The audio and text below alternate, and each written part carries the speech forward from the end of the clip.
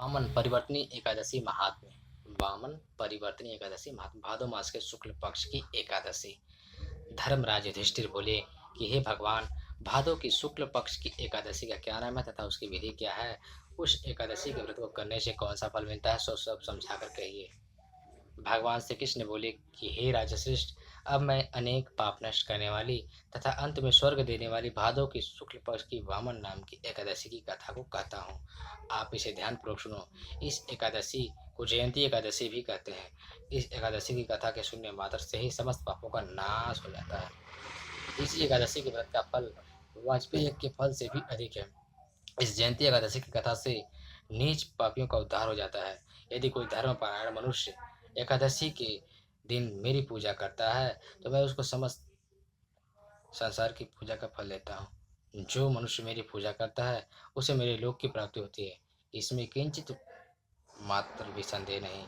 जो मनुष्य इस एकादशी के दिन श्री वामन भगवान की पूजा करता है वह तीनों देवता अर्थात ब्रह्मा विष्णु महेश की पूजा करता है। जो मनुष्य इस एकादशी के व्रत करते हैं उन्हें इस संसार में कुछ भी करना शेष नहीं रहता। इस एकादशी के दिन श्री विष्णु भगवान करवट बदलते हैं, इसलिए इसे परिवर्तनीय एकादशी भी कहते हैं। इस पर श्री युधिष्ठिर बोले कि हे भगवान, आपके वचनों को सुनकर मुझे महान संदेह हो रहा है कि आप किस प्रकार सोते तथा करवट बदलते हैं। आपने बलि को क्यों बांधा और वामन वामन रूप धारण करके क्या लीलाएं की? चतुर्मास से व्रत की विधि क्या है तथा आपके शयन करने पर मनुष्य का क्या कर्तव्य है, सो सब विस्तार पूर्वक कहिए। भगवान श्री कृष्ण बोले कि हे राजन, अब आप पापों को नष्ट करने वाली कथा का श्रवण करो। त्रेता युग में बलि नाम का एक दानव था। वह अत्यंत भक्त, दानी, सत्यवादी तथा ब्राह्मणों की सेवा करने वाला था। वह सदैव यज्ञ तप आदि किया करता था। वह अपनी भक्ति के प्रभाव से स्वर्ग में इंद्र के स्थान पर राज्य करने लगा।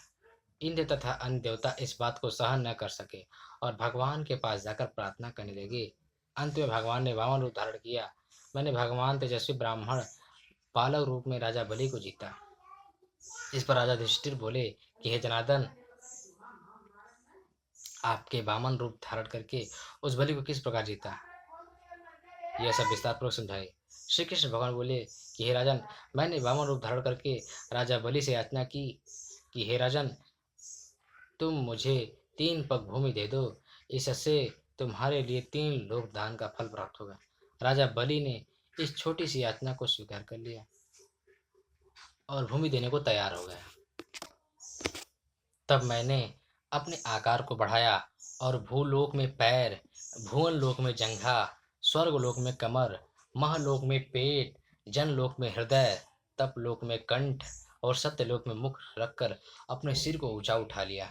उस समय सूर्य, नक्षत्र, इंद्र तथा अन्य देवता मेरी स्तुति करने लगे। उस समय मैंने राजा बलि को पकड़ा और पूछा कि हे राजन, अब मैं तीसरा पैर कहाँ रखूं?